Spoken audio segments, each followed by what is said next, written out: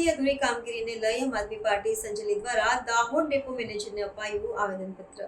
સંજેલી તાલુકા આમ આદમી પાર્ટી દ્વારા દાહોદના પ્રાદેશિક નિયામકને સંજેલી બસ સ્ટેશનની દિવાલ જર્જરિત હોવા અંગે અને મુસાફરોની સુવિધાના અભાવ અંગે આવેદનપત્ર સુપરત કરવામાં આવ્યું છે। આવેદનપત્રમાં જણાવવામાં આવ્યું છે કે સંજેલી બસ સ્ટેશનની જર્જરિત દિવાલથી મુસાફરોને મોટો અકસ્માત થવાનો ભય રહેલો છે। બસ સ્ટેશનની દિવાલનું બાંધકામ અત્યંત જૂનું થઈ ગયું છે, જેના કારણે દિવાલ કોઈપણ સમયે પડી ભાંગે તેવી સંભાવના છે, જે મુસાફરી કરવા આવતા નાગરિકોની સલામતી માટે ગંભીર જોખમ ઊભું કરી શકે છે। આવેદનપત્રમાં ઉલ્લેખ કરવામાં આવ્યો છે કે સંજેલી બસ સ્ટેશનમાં પાણી, પીવાની સુવિધા, શૌચાલયની વ્યવસ્થા અને અન્ય જરૂરી સુવિધાઓનો અભાવ છે। વળી બસ સ્ટેશનનું માળખું તૂટેલું છે અને છત પણ તૂટી ગઈ છે, જેના કારણે વરસાદ દરમિયાન લોકોને ભારે હાલાકીનો સામનો કરવો પડે છે। આમ આદમી પાર્ટીના જણાવ્યા અનુસાર દિવાલ જર્જરિત થવાને કારણે બસની રાહ જોઈ રહેલા મુસાફરોને દિવાલ ધસી પડવાથી ગંભીર ઇજા થવાનો ભય છે।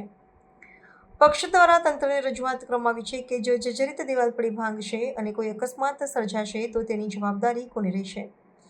આ અંગે સ્પષ્ટતા કરવા માંગણી કરવામાં આવી છે કે આમ આદમી પાર્ટીના અધ્યક્ષ સંજેલી બસ સ્ટેશનની દિવાલનું તાત્કાલિક ધોરણે સમારકામ કરવા અને મુસાફરોને જરૂરી સુવિધાઓ પૂરી પાડવા માટે નિયામકને સત્વરે પગલાં લેવા વિનંતી કરી છે, જેથી સંજેલી અને આસપાસના વિસ્તારના લોકોને પડતી મુશ્કેલીઓનો અંત આવે। સંજેલી બસ ડેપોની સંજેલી બસ સ્ટેશન છે, તો એની અંદર આ 4-5 વર્ષથી આ બસ સ્ટેશન બનીએ પણ હજી સુધી આ બસ સ્ટેશનની કામગીરી પૂર્ણ કરવામાં આવેલ નથી, જે અનુલક્ષીને અમે દાહોદ ડેપો મેનેજરને આવેદનપત્ર પાઠવવા માટે આવ્યા છે। સત્તાની અંદર 30 વર્ષથી આ ભાજપ સરકાર બેઠી છે, છતાંય અમારું જે સંજેલી બસ સ્ટેશન છે એને પૂરતી સુવિધાઓ પૂરી પાડવામાં આવેલ નથી। બંને આઉટ અને ઇન જે વે છે બસો માટેનો, ત્યાં બહુ સાંકડો છે, ટર્ન લેતી વખતે બી ડ્રાઈવરોને તકલીફ પડે છે અને ક્યારે અકસ્માત થશે એ પણ એક પ્રશ્ન છે।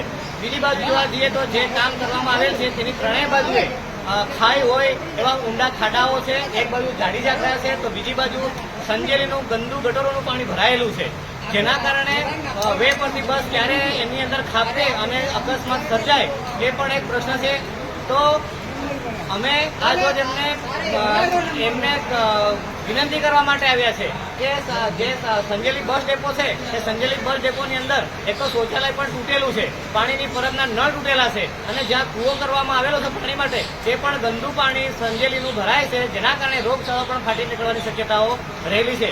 બીજી વાત કરીએ આપણે તો અહીંયા પાર્કિંગની સુવિધા નથી। ગામડામાંથી ઉપલેટા કલાવાથી જ્યારે લોકો આ દિવાળીના તહેવારમાં આવશે ત્યારે એમને જ્યારે પોતાનું વાહન મૂકવા માટેની સગવડ નથી, બેસવા માટેની પણ સુવિધા નથી। ઘણીવાર પ્રશાસન તંત્ર એમને મેમો પણ આપતા હોય છે, એટલે અમારી રજૂઆત એવી છે કે એમનું પાણીનું પરબ છે, શૌચાલય છે અને બંને બાજુએ જે ખાડાઓ છે, ગટરો છે એમને પૂરણ કરવામાં આવે અને પાર્કિંગની સુવિધા કરવામાં આવે, જેથી કરીને જે આ વિસ્તારના આદિવાસી બાહુલ્ય ધરાવતા જે વિસ્તાર છે અમારો, આમ જે મોટાભાગે જે બસોની અંદર મુસાફરી કરે છે તે અમારા આદિવાસી ભાઈ બહેનો હોય છે, તો એમને સારી સુવિધા મળી રહે।